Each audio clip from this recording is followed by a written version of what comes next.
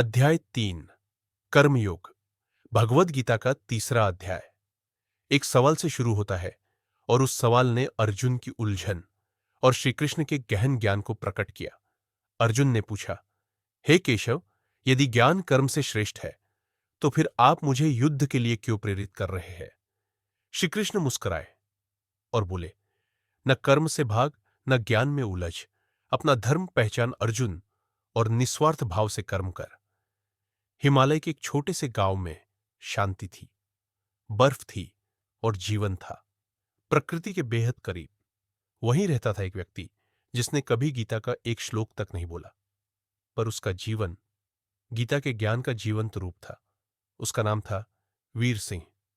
ना वो सन्यासी था, ना कोई गुरु, बस एक फायर फाइटर जो सिर्फ एक बात जानता था, जब कर्तव्य पुकारे तो सोचने का समय नहीं होता, बस करने का होता है। एक सर्द रात थी। एक अनाथालय में आग लग गई। भीतर बच्चे फंसे हुए थे, ना कोई बैकअप, ना कोई रास्ता, और वीर बिना सोचे आग में कूद पड़ा। लोग बाहर चिल्ला रहे थे, सहायता अभी आई भी नहीं थी, पर वीर भीतर था। 11 बच्चे, 2 देखभाल करने वाले और एक आदमी वीर। उसने सभी को बचा लिया और खुद बेहोश मिला, एक छोटी बच्ची के साथ जमीन पर। जब उसकी आंख खुली तो पूरा गांव तालियां बजा रहा था। लोग बोले, हीरो है, हीरो है। वीर सिर्फ मुस्कुराया और कहा, हीरो मत बनाओ मुझे, मैंने बस अपना कर्तव्य निभाया है। यही है गीता का कर्मयोग। श्री कृष्ण ने अर्जुन से कहा, नियतम कुरु कर्म त्वम कर्म ज्यायो ह्य कर्मणः शरीर यात्रा पिचते न प्रसिद्धेद कर्मणः। अध्याय 3 श्लोक 8। अपना निर्धारित कर्म करो अर्जुन, क्योंकि कर्म अकर्म कुछ न करना से श्रेष्ठ है। तुम्हारा शरीर भी कर्म के बिना नहीं चल सकता। न मोक्ष के लिए त्याग जरूरी है, न जंगलों में जाकर तपस्या।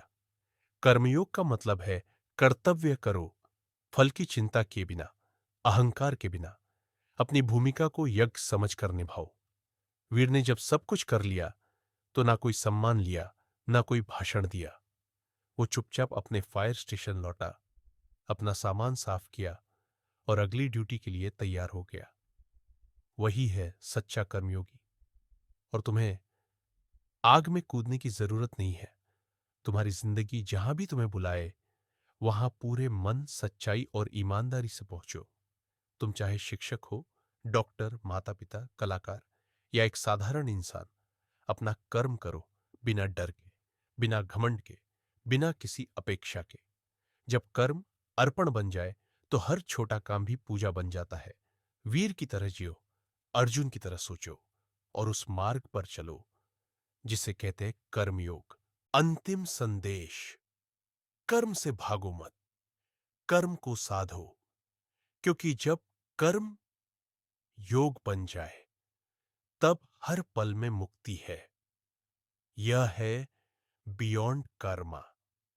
यह सिर्फ कहानी नहीं, एक मार्ग है।